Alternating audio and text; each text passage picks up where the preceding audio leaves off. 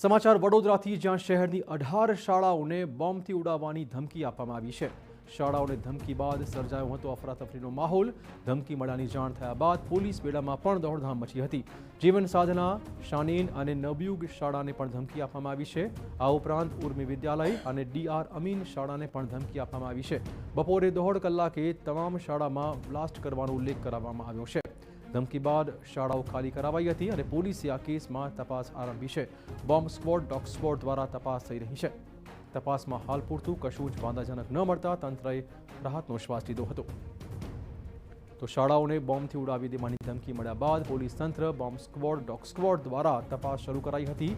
અત્યાર સુધી શાળામાંથી કોઈ પણ જાતની શંકાસ્પદ વસ્તુ નથી મળી આવી અને સમગ્ર મામલે વધુ તપાસ પણ થઈ રહી છે।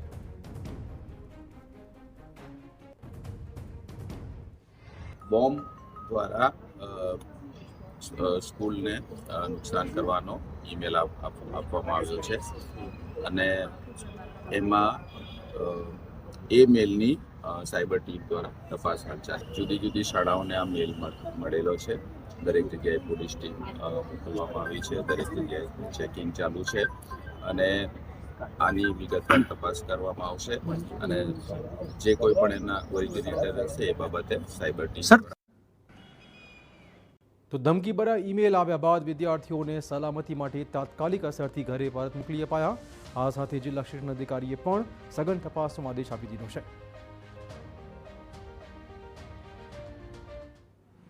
આપણે જે સ્કૂલોમાં છે તે સ્કૂલોને સલામતીના ભાગરૂપે વિદ્યાર્થીઓનું હિત અને સલામતી મહત્વની છે। બાળકોને તાત્કાલિક અસરથી એમને સલામત ઘરે પહોંચાડવા, એ ઉપરાંત પોલીસ દ્વારા સઘન તપાસ પણ ચાલુ છે આ બધી જગ્યાએ।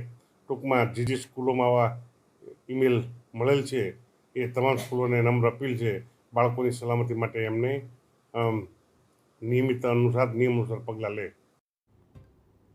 તો મહત્વપૂર્ણ છે કે બોર્ડની પરીક્ષાઓ પણ થોડા જ દિવસોમાં આવી રહી છે। તેવામાં શાળાઓની ધમકીભર્યા ઈમેલ મળતા સુરક્ષા મુદ્દે પણ સવાલ ચોક્કસ થશે।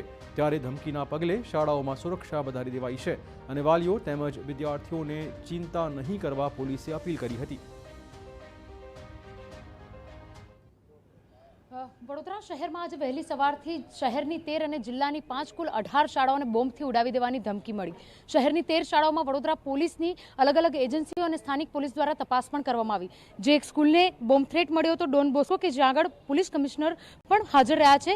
પોલીસ કમિશનર સર આપણી સાથે હાજર છે, વાત કરીશું। સર, જે રીતે 13 શાળાઓને ધમકી મળવી એક દિવસે અને હવે બોર્ડની એક્ઝામને હવે ગણતરીના દિવસો બાકી રહ્યા છે, વાલીઓમાં પણ ક્યાંક ચિંતાનો માહોલ અને પોલીસ દ્વારા પણ સતર્કતાથી જે રીતે કામગીરી કરવામાં આવી, શું પરિસ્થિતિ રહી?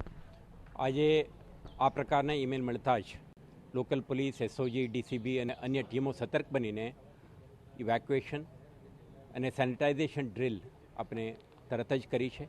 દરેકને આપણે અત્યાર સુધીના જે તપાસ કરી છે આમાં ઈમેલના કન્ટેન્ટ એનાલિસિસ કરી છે તો પ્રથમદર્શી લાગે છે કે આ એક મોટિવેટેડ માલિશિયસ ઈમેલ છે અને અગાઉ પણ આ પ્રકારના ઈમેલ આવી ચૂક્યા છે। પરંતુ શહેર પોલીસ આને ગંભીરતાથી લઈને સાયબર ક્રાઇમ પોલીસ સ્ટેશનમાં એક ક્રિમિનલ ઇન્ટિમિડેશન અને ક્રિમિનલ કોન્સ્પિરસીને આઈટી એક્ટ હેઠળના પણ એક ગુનો નોંધીને તપાસ હાથ ધરી છે। સર્ટ ઇન્ડિયા, I4C અને અન્ય સિસ્ટર એન્ફોર્સમેન્ટ એજન્સીઓ સાથે સંકલન કરીને આવા ઈમેલ અંગે વિગતવારનું તપાસ કરી જવાબદાર લોકોના આઈડેન્ટિટી નક્કી કરવાના પ્રયાસો થશે। પરંતુ on the face of it લાગે છે કે આ એક મિસચ્યુઅસ, મોટિવેટેડ, ડિસરપ્ટ કરવાના પ્રયાસોના એક નાકામ પ્રયાસ છે। તો આવા એલિમેન્ટ્સને બિલીવ કરવાની કોઈ કારણ નહીં। તો આપણે સ્કૂલ મેનેજમેન્ટને, ટીચર્સને, વાલીઓને અને સ્ટુડન્ટ્સને એશ્યોરન્સ આપવા માંગીએ છીએ કે તમે તમારા એકેડમિક એક્ટિવિટી અનડિસરપ્ટેડ તરીકેથી ચલાવી શકો અને કોઈ પણ પ્રકારના તણાવમાં કે રૂમર મોંગરિંગના લીધે કોઈ પણ રીતે ડિસ્ટ્રેક્ટ ના થાઓ અને stay focused on your academics. We are here two basically તમારા સ્કૂલ સિસ્ટમના સુરક્ષા અને સલામતી માટે શહેર પોલીસ કટિબદ્ધ છે। સર, વડોદરા શહેરની આ શાળાઓમાં ચેકિંગ માટે વડોદરા પોલીસની કેટલી ટીમો કામે લાગી છે ને જેના થકી વડોદરાના જે વિદ્યાર્થીઓ છે, ક્યાંક જે શાળાઓમાં થ્રેટ નથી મળ્યા ત્યાં પણ ક્યાંક અત્યારે ગભરામણનો માહોલ છે, ડરનો માહોલ પણ ઊભા જોવા મળી રહ્યો છે। આપણે શહેરના 4 ઝોનમાં જુદા જુદા પોલીસ સ્ટેશન જ્યુરિસ્ડિક્શનમાં અત્યાર સુધી 13 ઈમેલ મળ્યું છે. તો દરેક સંબંધિત ઝોનના ડીસીપી, એસીપી અને ક્રાઇમ એસઓજી, પીસીબીના જુદા જુદા ટીમો આના ઇન્વેસ્ટિગેશન અને રિસ્પોન્સમાં હિસ્સેદાર બની છે. અને મોટાભાગના સ્કૂલોમાં અત્યાર સુધી આપણા જે સર્ચ ઓપરેશન પણ કમ્પ્લીટ થયું છે અને સુરક્ષિત જાહેર કરી છે.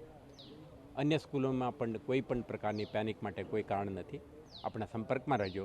તમારા સુરક્ષા અને સલામતી માટે શહેર પોલીસ કાર્યરત છે. બિલકુલ, તો જે રીતે વડોદરા પોલીસ દ્વારા કામગીરી કરવામાં આવી રહી છે, કાર્યવાહી પણ કરવામાં આવી રહી છે. વડોદરા શહેરની 13 અને જિલ્લાની 5 એટલે કુલ 18 શાળાઓને જે રીતે બોમ્બ થ્રેટ મળ્યા હતા, પરંતુ વડોદરાની પોલીસ વિભાગની તમામ જે એજન્સીઓ છે, અન્ય જે પોલીસ કર્મચારીઓ છે, તમામ લોકો હાલ કામ પર લાગ્યા હતા અને તેઓ દ્વારા તમામ શાળાઓમાં સર્ચ ઓપરેશન પણ કરવામાં આવ્યું હતું. સદનસીબે કોઈપણ પ્રકારની શંકાસ્પદ વસ્તુઓ નહીં મળતા રાહતનો શ્વાસ પણ લીધો છે.